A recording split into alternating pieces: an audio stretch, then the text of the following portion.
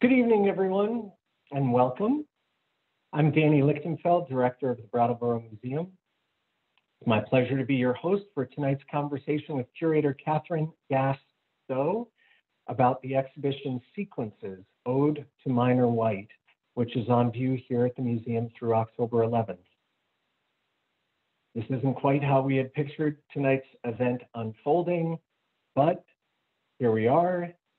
If we've learned anything over these past 18 months, it's that flexibility is a virtue. So thank goodness for Zoom. And thank you to all of you for adjusting with us and tuning in here tonight.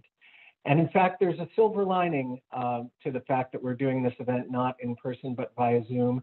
It's that one of the artists in the exhibition is able to join, and so she'll be on screen in a little later with Katherine. So in just a moment, I'm going to ask Katherine to join me on screen. She will guide us through the exhibition. And when she's done taking us on that tour, we would really love to take your questions and comments. So if you would like to join in the conversation, please use the Q&A button if you're here via Zoom.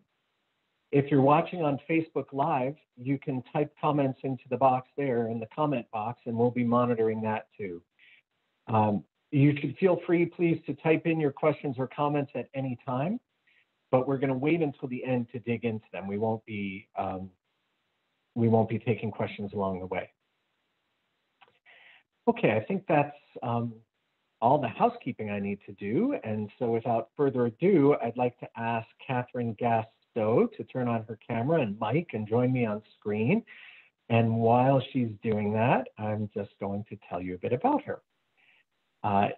Katherine Gass Stowe, who I know as Katie, is a curator based in New Hampshire and New York, and the founder of James Company Contemporary Art Project. She's the curator for Bank of America in the New York metropolitan region. She's held positions at the Whitney Museum and the Aldrich Contemporary Art Museum, and she's curated exhibitions for the Hall Art Foundation, the Beekman Hotel, and many other institutions. The Brattleboro Museum began working with Katie a few years ago, and it's been an absolute joy from the beginning. She curated the exhibits Stephen Kinder, 552,830, and Grit and Grace, Women at Work, which is a collection of photographs by Allison Wright, both of which were on view here at the museum in 2020. Now we have the pleasure of presenting Sequences, Ode to Minor White, which Katie has curated, and I'm very hopeful that we'll collaborate on many more projects in the months and years to come. So Katie, thank you for being here. Thank you for being flexible and doing this on Zoom. It's wonderful to see you. Thanks, Danny. I appreciate it. Yeah, and so I guess I'm just going to hand it over to you at this point for you to take it away. And I'm going to go off screen now, and when you'd like to do Q&A, just let me know and I'll come back up. Thanks. Okay, great.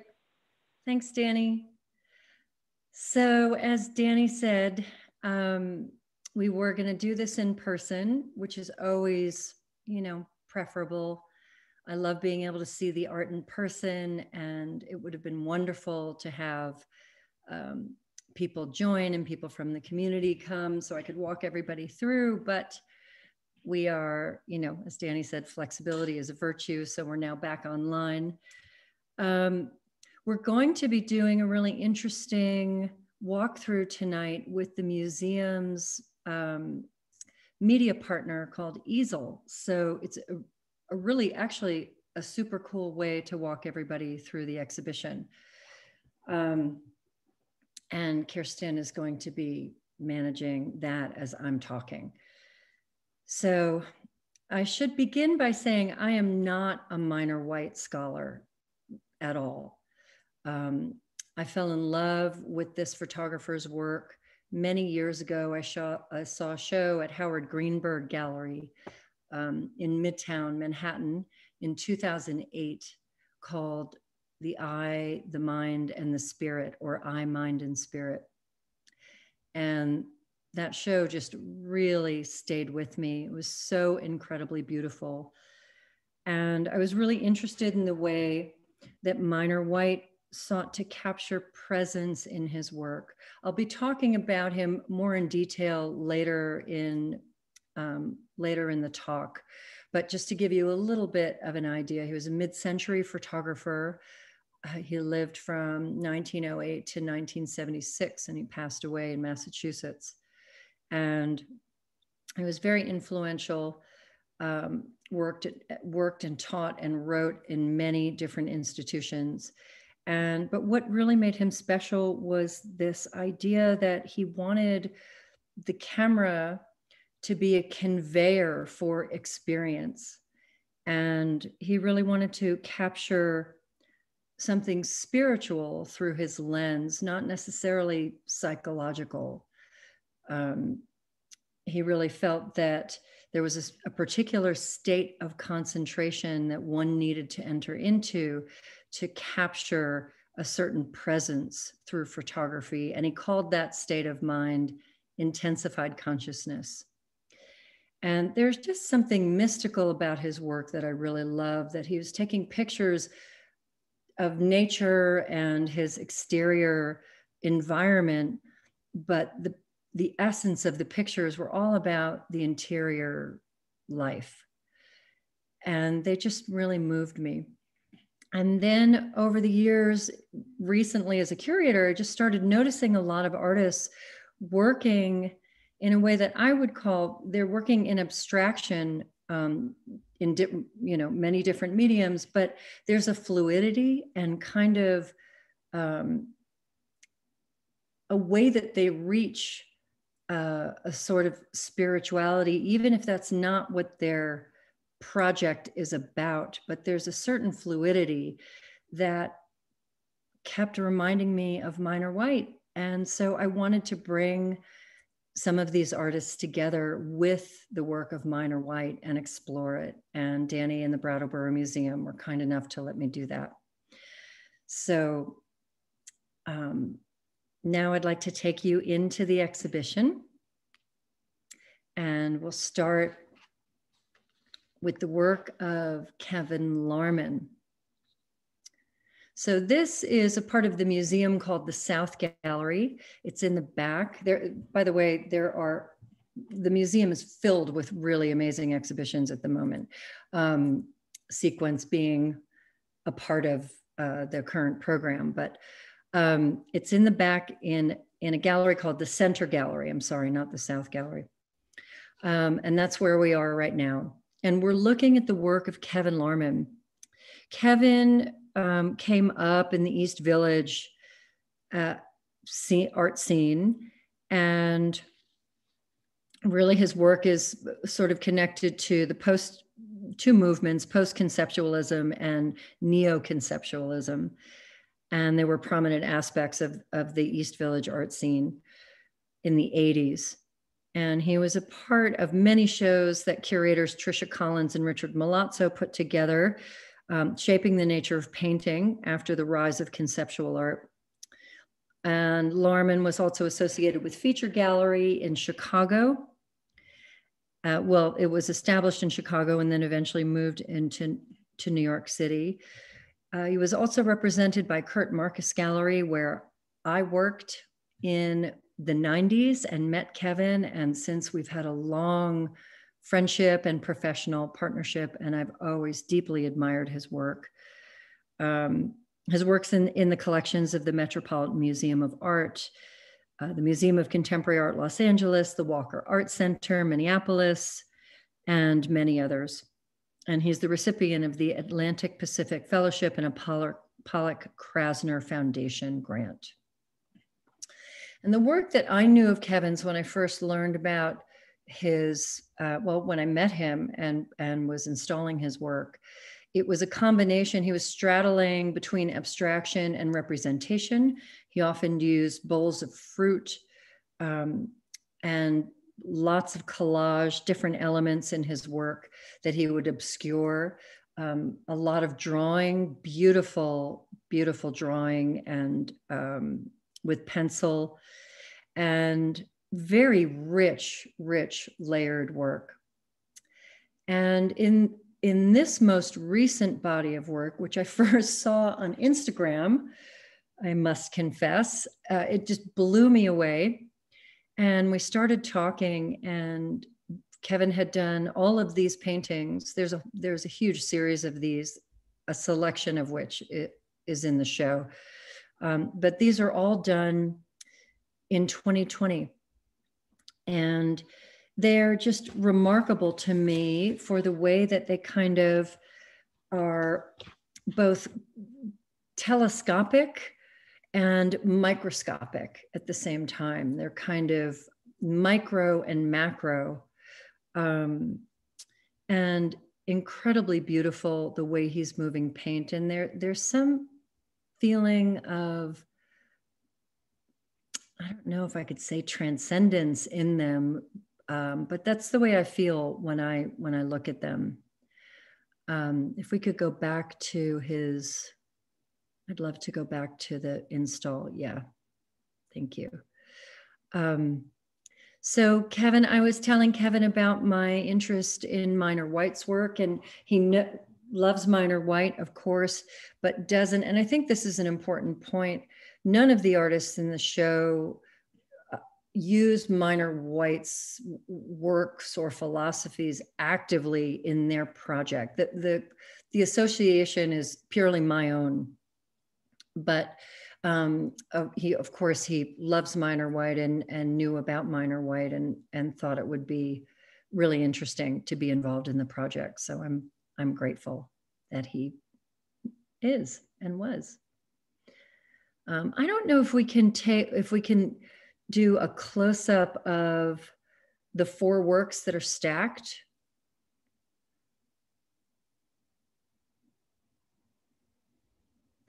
And the colors are a little bit, just a little bit quieter than they are in real life. But so the title Sequences refers to this habit that Minor White had of ordering his works. It was as much about the space in between the works as it was about the relationship of the works themselves. He worked at MoMA actually with Beaumont Newhall and the curator Nancy Newhall, and she had done an exhibition of Edward Weston in 1946, and that was the first time when he saw that a show could be curated in interesting ways, where the work didn't have to be just kind of laid out one after another with equidistant between them. And he started doing that with his own work. And then he referred to certain projects that he had as sequences. So we were also playing with this notion with this body of work that relates to itself, because it was all done in 2020, but in the way that it was installed. This is so cool. I love this easel program. And the colors are a little more, yeah, they're a little more vibrant in the little slides that come up when you press.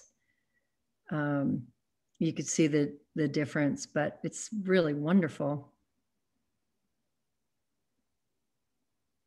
Awesome. So next to Kevin is the work of a young photographer named Nikki Carter. And right in this corner, Nikki is a Brooklyn-based photographer. She's shown her work in New York, Brooklyn, Minneapolis, and Paris. She was actually a painter. She received a BA with a major in painting from the University of Minnesota in Minneapolis in 1999. And she studied photography at Parsons, Paris, the New School in France.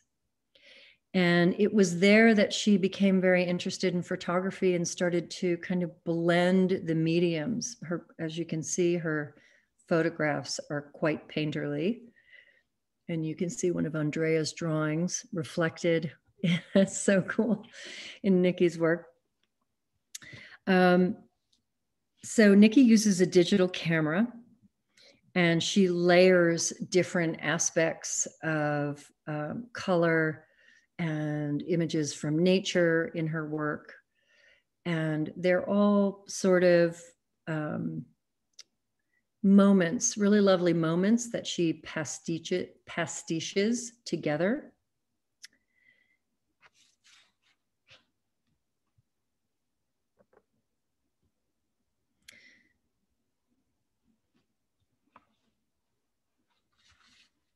Her work has appeared in publications such as Vogue, the New York Times, the New Yorker, Time Out, and Brooklyn-based artist zines, Birdsong and Red Branch.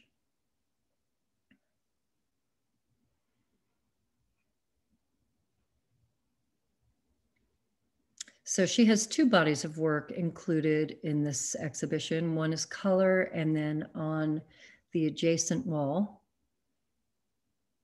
are 4 beautiful black and whites where you can also see the reflections of the other artwork in the show, which I think is really beautiful.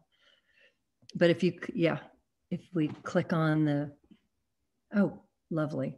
This is a series of black and white reflections that to me really speak to Minor White's project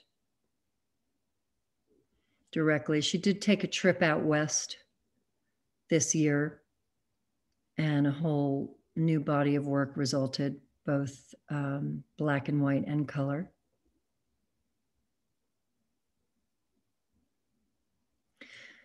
Minor White has said that when you're taking, he said, one should not always photograph things for what they are, but for what else they are. And I think Nikki's work exemplifies that really beautifully.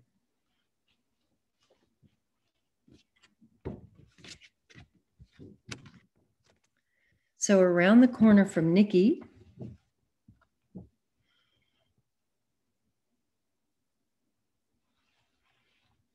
we have an installation of works by Eric William Brown.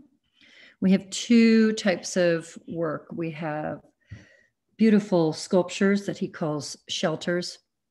It's from his Shelter series, and a series of inkjet prints in watercolor and photography from a series called Unorganized Territories. And Eric, he goes by Eric. Eric lives and works in New York. He was born in Buenos Aires. He received a BFA from the University of Southern Maine and an MFA from the Pennsylvania Academy of Fine Arts. And he most recently had a solo exhibition called Color Static at the National Arts Club. And he also has a gallery project called Sala Projects that we can put up everybody's Instagram and information after the walkthrough.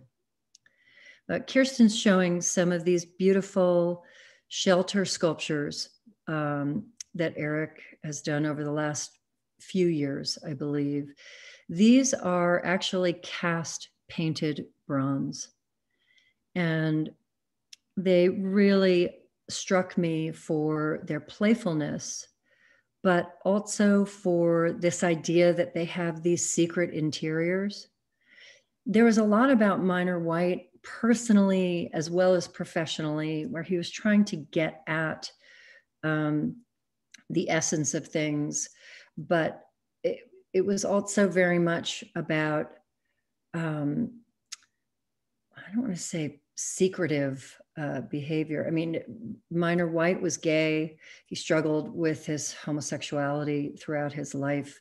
He had very meaningful, deep relationships that were, important to him. He photographed his lovers as well.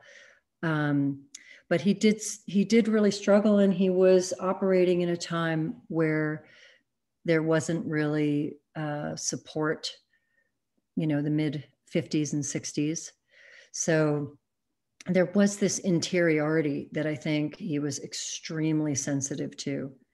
And these shelter sculptures for me, really speak to that in an incredibly beautiful way, not overtly, but very subtly.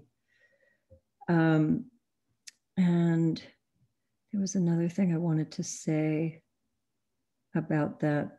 Well, playing with the medium, definitely playing with the medium.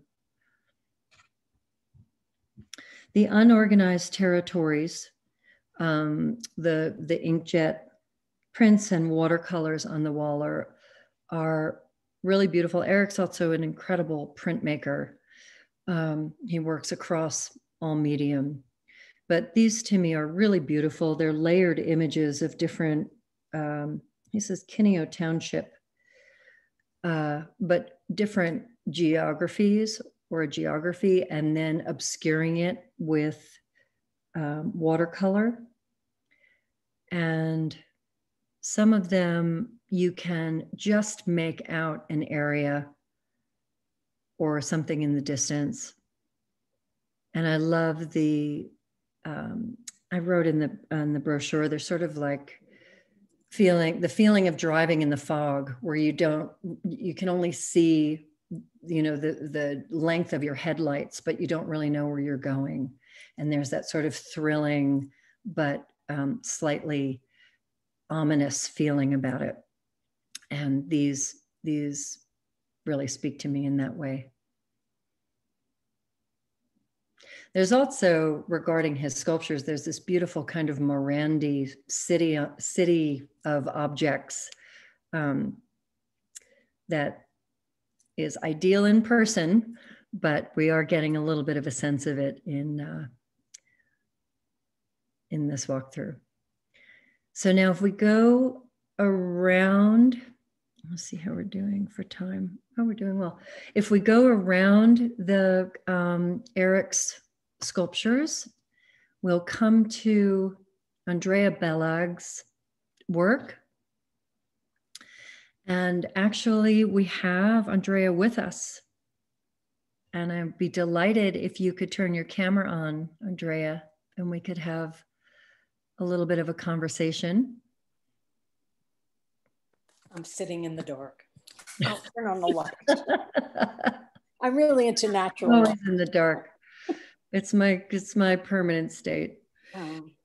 So I'm just going to tell everybody a little bit about you, that you've exhibited widely, collected throughout the US and internationally, have shown in venues like the Jewish Museum and the Para Museum in Istanbul, the Mead Museum in Amherst, Newark, New Jersey Museum, New Jersey State Museum, in the Hein Holtmann Museum in Cologne, Germany, the Sprengel Museum in Hanover, Germany, and it goes on and on. And Andrea's been painting for 40 years. She comes from a family of painters, in fact. And I'm delighted that you're joining us from your beautiful bungalow in Far Rockaway near the ocean. And the mosquitoes are here. And the mosquitoes. And so Andrea and I had a wonderful studio visit almost 2 years ago now, I would say, where I first learned about your work through the fabulous Lauren Whittles, and have since, been a huge fan and just incredibly grateful and delighted that you agreed to be in this exhibition. It fit perfectly for the theme in my mind. Yeah. But can you talk about, I know you don't think about minor white in your daily practice. I understand that, but is there something about the way that you put these together? I liken them in the brochure, your paintings, your single action paintings, as sort of waving an arm through water. Like there's something incredibly physical. And Minor White used to do that with his students, actually. He would have them close their eyes. He'd have them look at a photograph and then have them close their eyes and dance. And he made them do a whole bunch of awkward things, but it was about having a physical relationship with the artwork in some way. And there's a connection there to me with your work because it's so beautifully physical. Thank you. And oh, hi, Kevin. There he is. Hey, Kev. Hey, Katie. Hi. So nice to see you. I'm gonna have to pull you back in now too. I knew he would come, I told you. Anyway, Minor White, to be perfectly honest, I was not familiar with his work. But when I started reading about him, and it was a perfect fit to my passions, and the mention of the Zen book about Zen and the Art of Archery, which I read as a young painter at the New York Studio School. And it's something that I think about every day since. That was in the 70s. And it's about time, and it's about intention, and it's about letting yourself be part of something that goes beyond aiming for something. It is being with your materials and being with the emotion that brought you there. You know, and you mentioned interiority, which I thought was a great concept. And I think for a long time, that's what my work dwelled in. And now I'm trying to bring in the world more. And I'm bringing in other ideas about what subjects could be. But his process, his values, they're very familiar to me in a good sense, you know, they're things that I value. Yeah, he was a mystic. He was definitely interested in mysticism and, you know, all sorts of Eastern philosophies. And he was an avid kind of ingester of all kinds of philosophies. And I feel like he really struggled to try to teach his students how to capture presence in their work, but also how to be relaxed enough to let something flow through them. Yeah. And what really strikes me about your work, Kevin's work in particular, is that kind of flow state. That's not, you know, it's not the kind of psychological id releasing of abstract expressionism. You know, there's a different kind of timbre. There's a different pace. There's a different kind of release, I think. It's a deep form of concentration is the way I think of it. And I start thinking, it's not thinking, I start preparing myself for my painting day on my walk to my studio. It's about a mile, and other people are listening to their pods and I don't know what the hell they're doing, but I want silence, and I just want to focus on getting everything out of the way, you know, so that by the time I walk into the studio, I'm ready to go. You know, I have to pace a little bit, but there's a clear avenue for me and the painting. I've already decided on the arena, I've made certain decisions about color. That's the first set of decisions that I make. And some of these are very limited in color. And I have an idea of the composition because it's about a set of references that I explore until they no longer have any meaning or emotion left for me. And the fact that there's a limited amount of time I can work on these paintings because I want to keep them transparent. I want the light to kind of come through. And if I work on them too long and I go over and over and over, I lose that. So that's a built-in discipline into the materials. And I lose some paintings, you know, it doesn't work out every time. You can really see that in Birdwatcher, which is just a heartbreaker of a painting. Spectacularly built and deceptively easy. You know, it's amazing to me that you were able to create form with this kind of transparent, formless, almost watercolor. What's the medium? It's oil paint. It's oil paint on a wet ground. But this painting, I was really livid. This was during Black Lives Matter. And there was this horrific, stupid story about this Black bird watcher in Central Park who got the ire of some woman who then reported him. And I just like, give me a break, you know, because they didn't associate bird watching with being Black. I was so revved up. And by the time I got to my painting, because I was in Far Rockaway and then I came into New York, and it was an assault. It was an assault on this piece of linen. Well, but amazingly, it doesn't, I mean, the title, when you say that, there's so much that clicks in and it resonates really powerfully. But not knowing that story, also, there's just the way that this is built. I mean, this is in itself kind of sequenced. And the way that it's built is also incredibly, everything is integrated. Like I'm just amazed how it could be these component parts, but be so completely.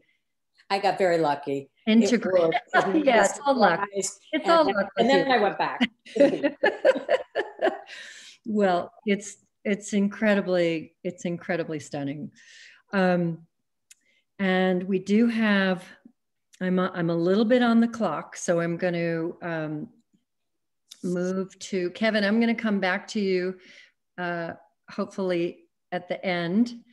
So please don't run away.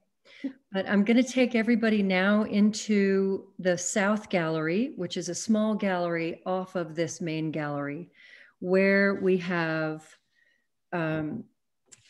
very luckily been able to borrow 5 beautiful vintage photographs of Minor White from the Bank of America collection, on loan from the Bank of America collection.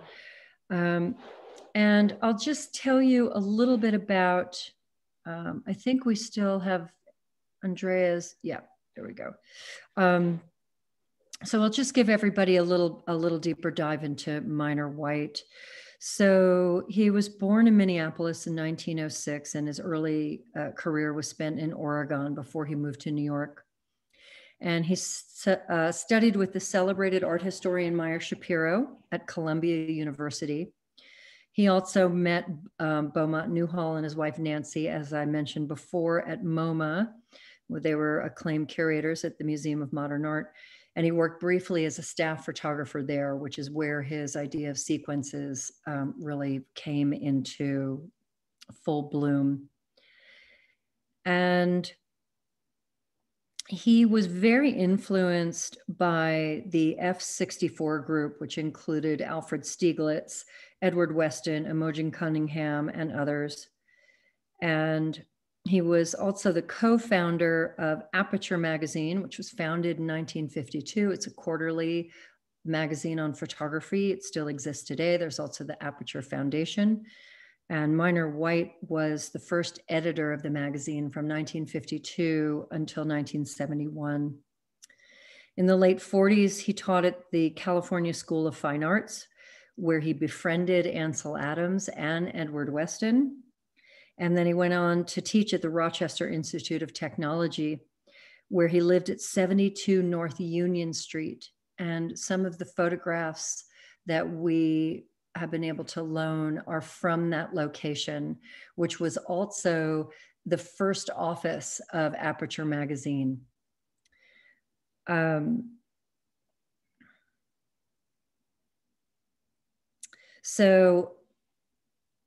now we can look at some of his photographs that we borrowed.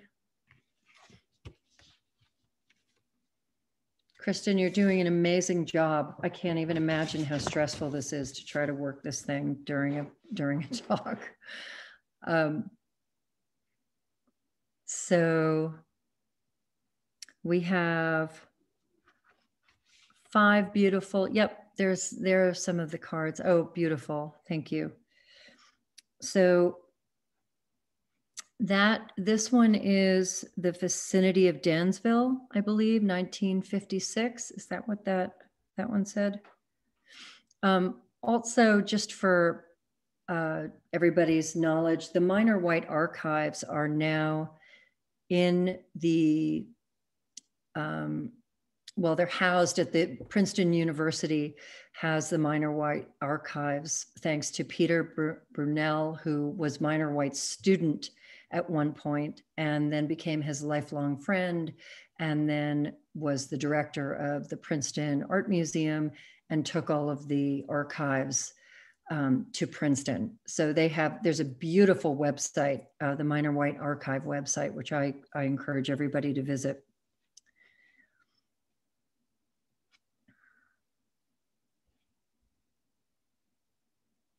Oh, that was the vicinity of Dansville. Now these next 3 were all taken in Rochester, I believe. Oh no, that's Stony Brook State Park, I'm sorry. But during the winter months.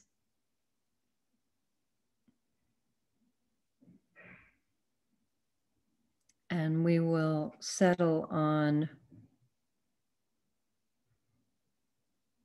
this beautiful photograph, which was taken at 72 North Union Street in Rochester in, I believe, 1962.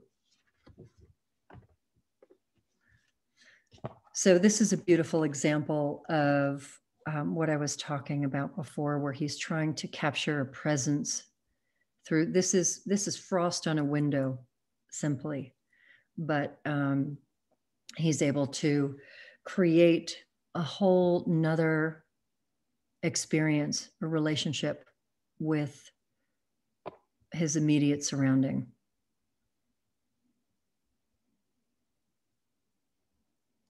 Thank you, Kristen. And right next to these photographs are actually, we're going by it really quickly, but I do want to mention there are some videos from the Museum of the Photographic Arts.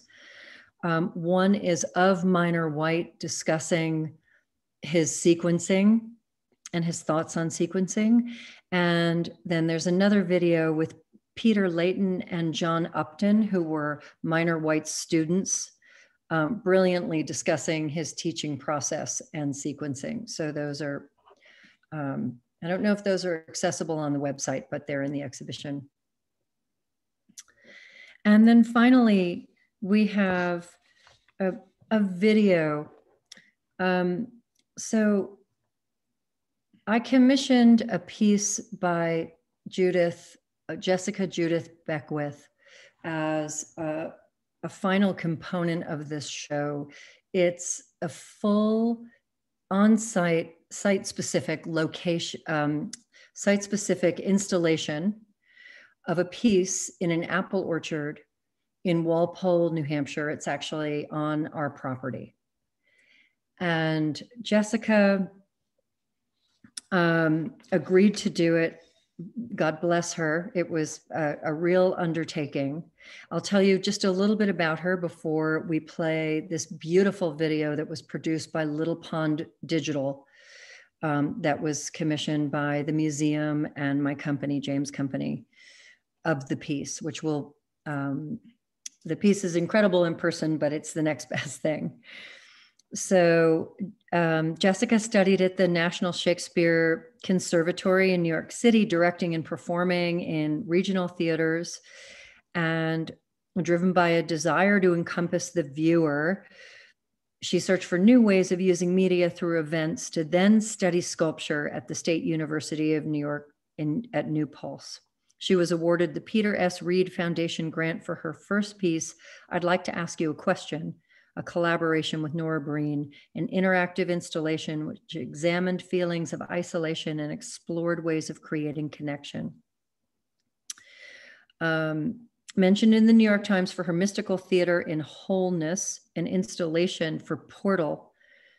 Jessica's projections and multimedia installations have been included in exhibitions both in New York City and Istanbul, notably Proforma 13, Portal, Governor's Island Fair, Galleria Cadoro, Hoja Pasha Culture Center, and the Woodstock Artists Association Museum. Recently, she was commissioned by the Haji Pasha Cultural Institute in Istanbul to create an installation exploring quantum entanglement and the dervishes' practice of whirling for their permanent collection. So she lives in New York and Philadelphia, and this is her piece commissioned for Sequences Ode to Minor White.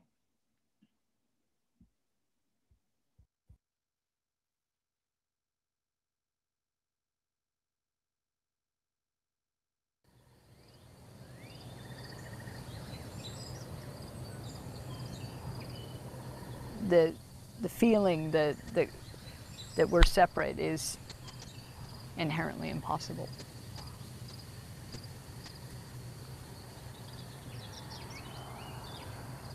We're interwoven, and so my work tries to create that sense of interweaving, that relationship to feeling, the remembering that we're interwoven, that everything in you is in me. Even though you're the individual light bulb, we're also the same fabric, you know? There's this great conversation by Joseph Campbell where he tried to explain to children what collective consciousness was. And he relates it to a light bulb. He tells them all to look up at the light bulbs, and he said, you're individually each a bulb, but the interconnectivity, what flows through all of the light bulbs is consciousness. I'm really interested in almost removing everything so that what's left is the individual, their own presence and perception and their relationship to the space they're in. So these pieces I meant to take that story out and for it to just reflect the light and sort of the magic of the light and the openness and the opportunity to discover, to write your own story, to find your own narrative. And so there's the daylight experience of walking through and the sun, interacting with the sun. And then as the night comes on and the dusk sets, it becomes a projection piece, and it interacts with that. And the projections themselves fly and are caught in moments, and it's layering, almost a bit of collage in space. Spaces, places hold our impressions and hold our memories. And the imprints we leave stay and continue to resonate. And I feel like you start to feel that rising up in the imagery and reflecting. First we have the sun, just the light, and then you start to get everything that lives in the space that you sense but do not see always. And the minor white element of presence, I think, is so interesting because he really talked a lot about sequencing and the relationship of one element to the next, the relationship of self to space, the relationship of community, and you feel the play of all the elements and the ability to walk into the image, really be present inside of it. And look at that, the interaction of it all, talking to each other. Everything is talking.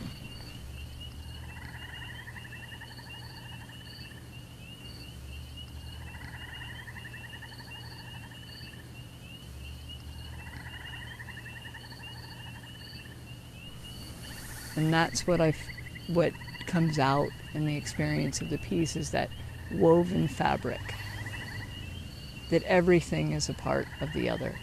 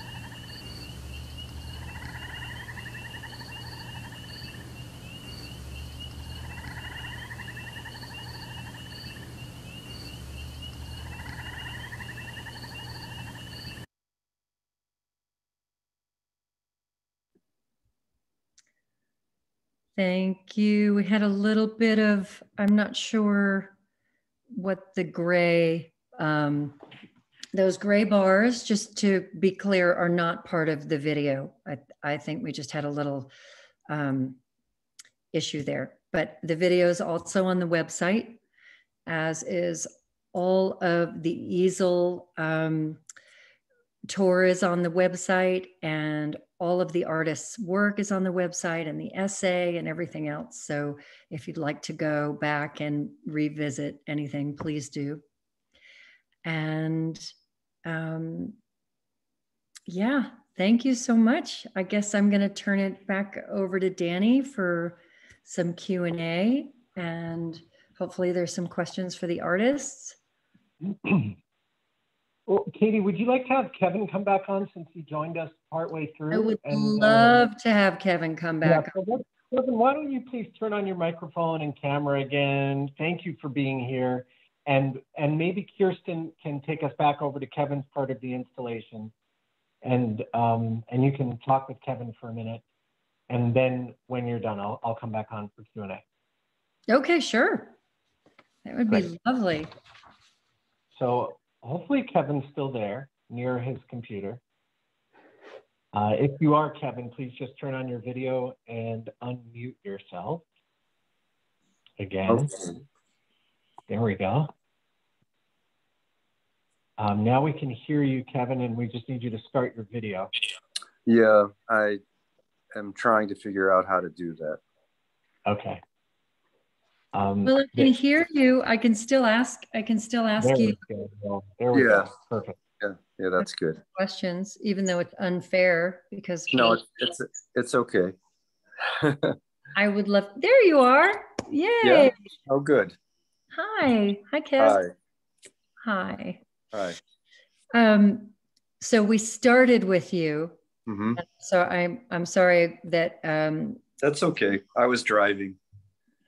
Well, I'm so delighted that you jumped on. So thank you. So one thing I thought would be interesting for people to hear a little bit, I was talking about your work in general. I gave everybody your history, and then started talking about how all of this work was made in 2020, right? Mm-hmm.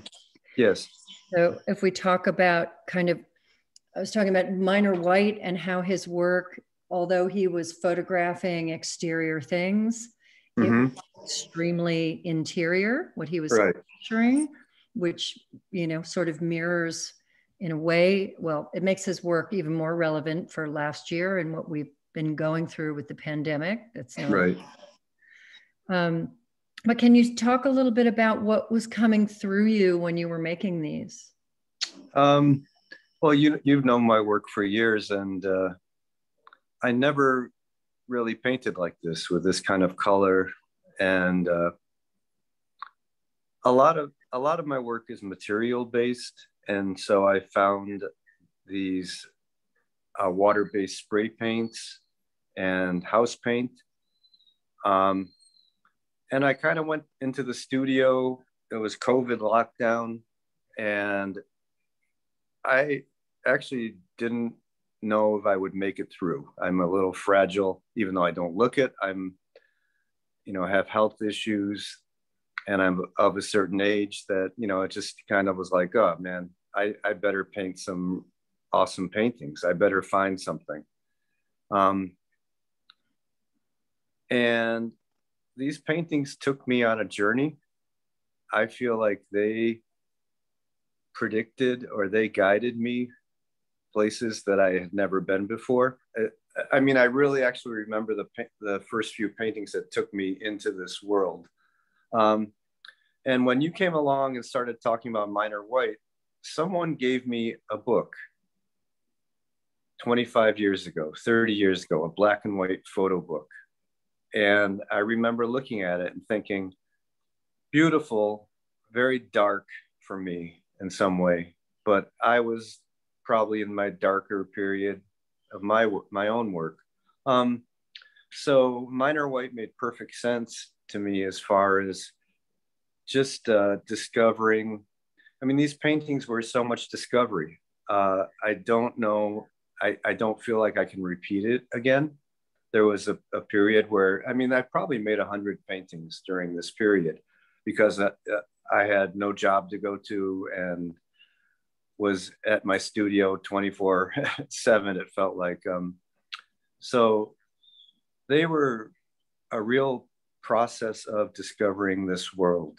And it was scary sometimes, kind of monstrous, beautiful. And, every painting kind of was a new vision for me in some way. This is one of my favorites, European Tour. I was telling viewers before that there's something amazing, this kind of microscopic, macroscopic thing that you've achieved simultaneously, depth and surface simultaneously, illumination and darkness simultaneously. Did you have a way that you built these, or? Yeah, my work for years has been a type of process. When I lived in Los Angeles for a couple of years, I realized my oil painting process was very toxic. And it was because I had to work in a big shared loft space where we all had our own studios, but people would come in and go, "What's that smell? Like, is there a gas leak?" And I would think, "Oh no, that's me." So that's me.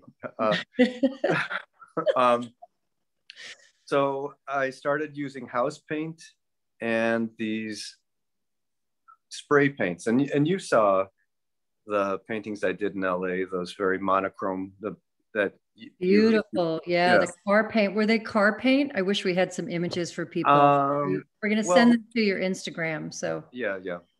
And so these are built up layers of brush strokes with house paint, just basically latex paint, usually Benjamin Moore. I like higher quality paints.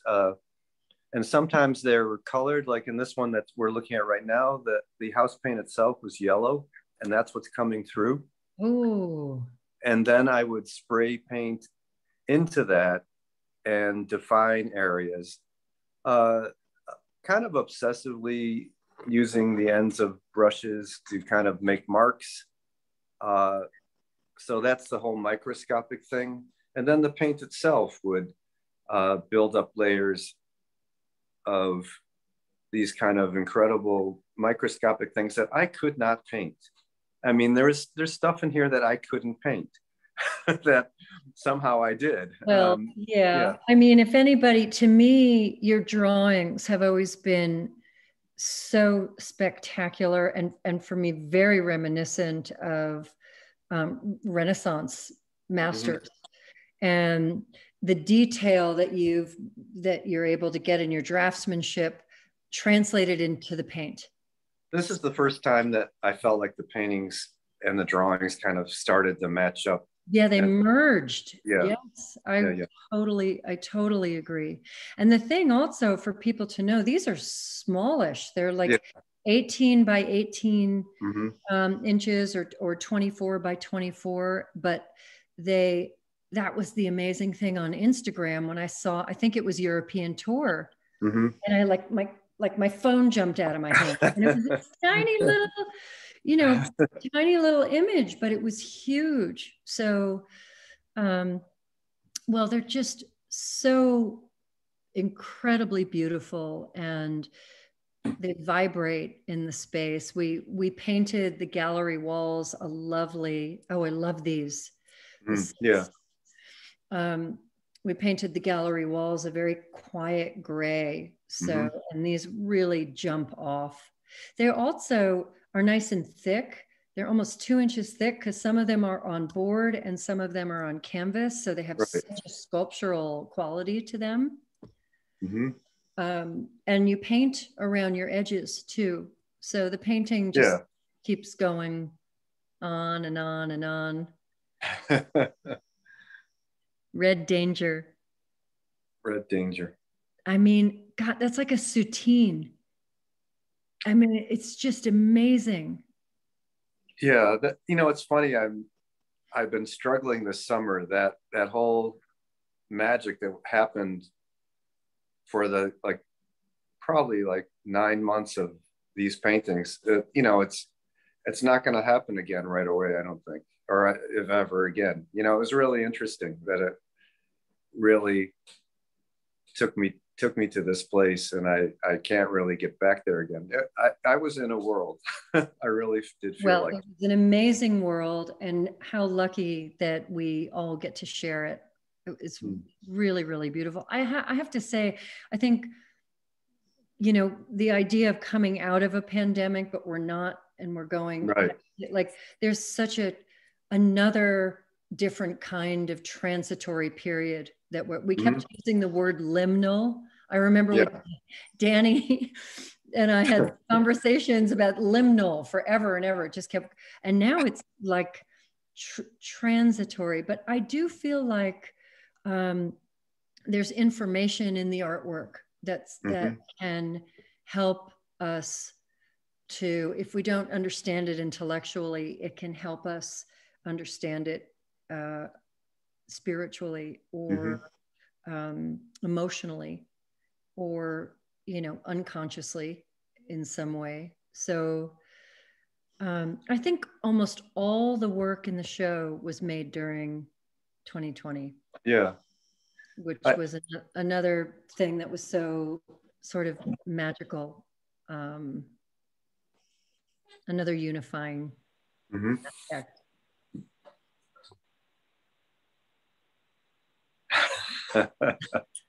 I've never done a Zoom meeting. Oh, you're doing great. What? Oh, good. Oh my God, you're a natural. I just avoided it somehow. Oh, lucky you. Super smart. Well, it is, as Danny said in the beginning, and I'll hand it back to him for the Q&A, but it was so grateful for you and Andrea to be here, and you probably wouldn't have come to the in-person walkthrough. So it's a gift for me. Yeah, it's fun. Thank you so much. Well, and it's so much more interesting to hear the artists talk about their work than me. Well, thank you. Thank you for putting together an amazing show. I loved it, and the space and the museum. It was a wonderful experience. Oh, thanks, Kevin. I agree. Andrea, will you come back on and join us at this point as well? There, great. Nice. I just Katie, wanted to concur and thank you for this beautiful presentation of all of our work and the minor whites, which are really astounding. So beautiful. Thank you, Katie. Thank you very much. My pleasure. Yeah, those minor whites, Katie, they've really been illuminating for all of us. It's incredible having those up in the museum, and especially in the context of their relationship to the, you know, to the 2020 work that you've hung on the walls. It's that's really been amazing for us and for visitors. We get so many comments and feedback about it. That's wonderful. So thank you, Katie, and thank you, Kevin and Andrea, for the show and for your work, and also just for being here tonight and participating in this conversation. And we'll see if anyone has questions out there in the audience. This would be a great time to drop them in the Q&A box or in the chat, and we'll try to address them. Before we get to that, I also just want to thank Kirsten Marzi, who's our, well, Kirsten does a lot of things here at the museum, including overseeing our events. And so she's the one doing the virtual tour and so on. The issue with Kirsten was sharing her screen showing the video of Jessica Judith Beckwith's installation. And it's tricky when you're screen sharing and also getting like little message boxes popping up on your screen. That's what those gray blocks were that we saw on the video. So those are not part of the video, as Katie was saying. And both the virtual tour that Kirsten was navigating and the video, as Katie said, you can go find those yourselves at the museum's website, which is brattleboromuseum.org. There are real obvious links to where those things are. Find the exhibit, find the page for this exhibit, and then there are links to those things and virtual tours of the other exhibits we have up right now as well. So thank you, Kirsten, for dealing with all of that here on short notice. So I have a question, actually, and it's, I guess, mainly for Andrea and Kevin, which I'm trying to understand the relationship between the creation of the work that we have up in the show and Katie coming to you with the concept of the relationship between your work and Minor White. Like Andrea, for example, is this body of work reflective of work that you have been doing for a while? Or did you create it specifically in response to Katie's concept for the show? No, my work is ongoing, and I think everything was painted, and I think she saw them on Instagram. I know she did, and then we chose them. It's an affinity. We're talking about an affinity of approach and sensibility. Sure. But no, these were very specific works in response to the pandemic, and then Black Lives Matter as well, which was happening all at once that summer. So, and I concurred with Katie that it was a good match, you know. And then she let me install her drawings in that really wacky, the little L shape way that we install. Actually, there was a wonderful museum intern who was helping me with that. I'm sorry, I don't remember her name off the top of my head. I've just been, the day's too long, but she was really wonderful. I wanted to give her a shout out too. Nice. So, and Kevin, but in your case, you created the work after Katie came to you with the concept for the show? No, it's a very similar story to Andrea. Katie and I always follow each other on Instagram, and you know, I was having such a hot period. It was kind of like this moment that Katie approached me, and I was like, oh, you know, 25 years ago, I looked at Minor White, and I have a book somewhere, and I can't find it. I've gone through all my bookshelves, and but it made so much sense to me. Katie, well, we had done a studio visit, Kev, remember, in 2019. Yeah. And you hadn't started that series yet, but you know, they also speak to the large painting. Yeah. On the left-hand side of the wall when you first into your studio. So that was in my mind when already I brought the show up then to you. You did, yes. And you actually had wanted to show the big painting. At one point you were saying, oh, maybe we can get that large painting. Why couldn't we show it? I think it was too big.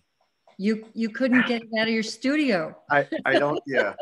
The doors that used to open are swollen shut now. So I would have to do some major remodeling to get that painting out. That painting was done in 2000. It's one of the most beautiful paintings in the world. We'll have to. It's stuck there. Yeah. Well, I'm curious for Andrea or Kevin, when Katie came to you with this concept and you understood where she was coming from and saw the affinity, did it subsequently make you see your work in any kind of new light, or will this experience of having been part of this show and connecting your work with minor white ideas and aesthetics in this way, do you expect will have any ongoing influence in the work you're doing or how you're thinking about your work? I mean, a couple of weeks ago, I would have said no, but I'm doing a large public art commission that is a combination of abstract painting and photography. So everything that I've seen during this talk, I'm going, oh my God, that's it. You know? So who knows where things come from, but they're definitely fed by this. Yeah. I think the show for me was like a really beautiful affirmation of this aesthetic that sort of this pieces of art that have light and realism but aren't realistic at all, that have a feeling of being alive, but they're not, you know, they're not connected to any kind of realism. But, you know, I feel like everything in the show has this kind of feeling to it. And, you know, that was like a really affirming, it's been affirming. And, you know, Katie, I've been looking at Hyman Bloom lately.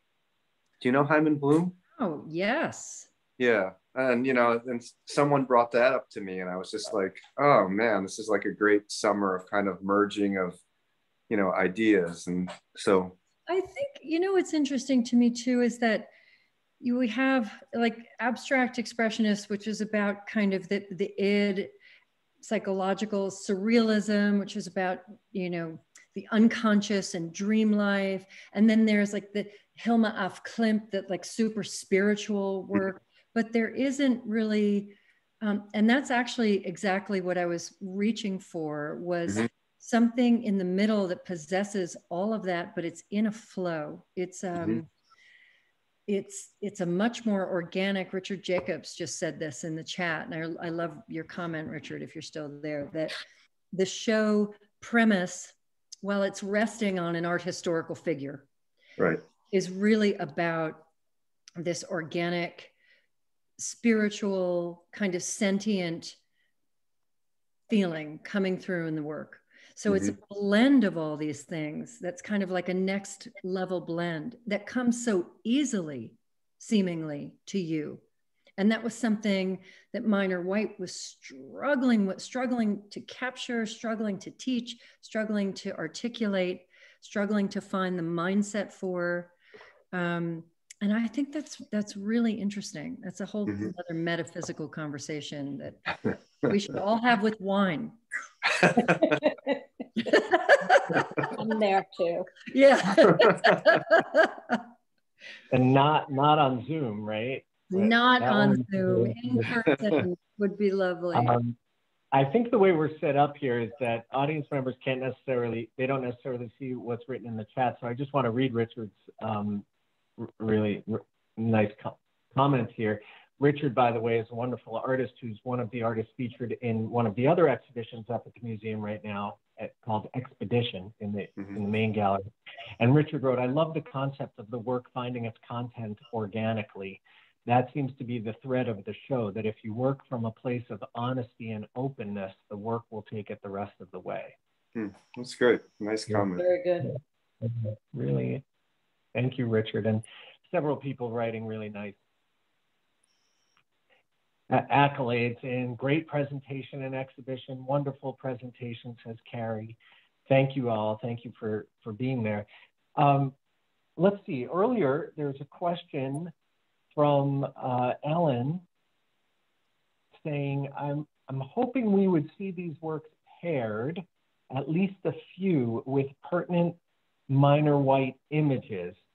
And I'm not sure I necessarily understand that hope, and whether, Ellen, you're referring to like in the exhibit itself or here tonight as part of this presentation. And I think, correct me if I'm wrong, Katie, the idea about the affinity between minor white and the various artists and bodies of work and individual works that you included in the show wasn't so much a like this minor white picture next to this work and how they relate visually as much as on some other kinds of levels, conceptually and philosophically and aesthetically. I think that's right. I'm taking that to read that they wanted to see that in the presentation, but we didn't. We were doing the a different kind of walkthrough, but we in fact installed the minor whites in the very back, so you could just experience Kevin and Andrea's and Nikki's and Eric's work first. It was all sort of sequenced in a way to really make not the easiest of connections, but hopefully at the end when you get to minor white and then to Jessica's piece, which is really like walking through a minor white photograph, that it would sort of click together. But I appreciate that urge. I understand it. And yeah, we would have done it if we didn't do the easel thing. So. Yeah. Thank you, Ellen. Katie, I just want to offer one other thought here, which is that I was thinking as Kirsten was navigating us around the virtual tour, I was reminded that's a really challenging room in some ways, our center gallery.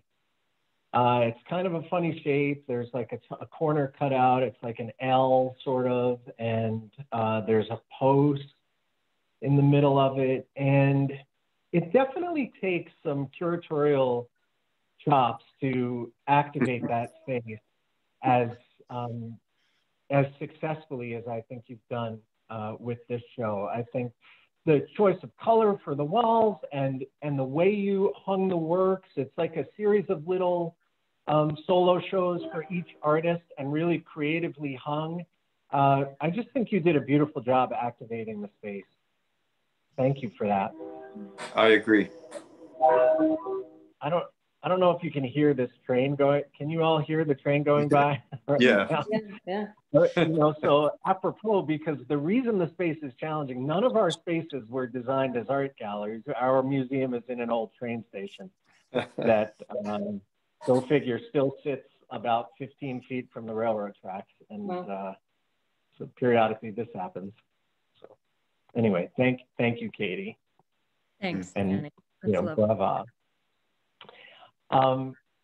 I don't see any other questions in the chat here. So unless you all have any other comments or questions for each other, meaning you presenters, Kevin and Andrea and Katie, I think we might wrap it up here. I have a few things I want to mention before we sign off. But if you had anything else, if there was anything else that you were hoping to add or ask of each other, please feel free. I just want them to come back. Or I'm coming to New York, so Yay! yeah, I'm coming for you. Okay. Kevin, it's been great to see you. And I know about your work. You know, we don't do that. And we've known each other the longest here, forever. Forever. Yeah, forever. So it's a pleasure. It was wonderful when Katie told me you were in the show. It was kind of like, yeah, really, really a great experience. And thank you, Danny. The museum is beautiful. It was a great opening and dinner and everything. Really a wonderful experience. I second that emotion. You're so welcome. It's just been so gratifying for us. Thank you.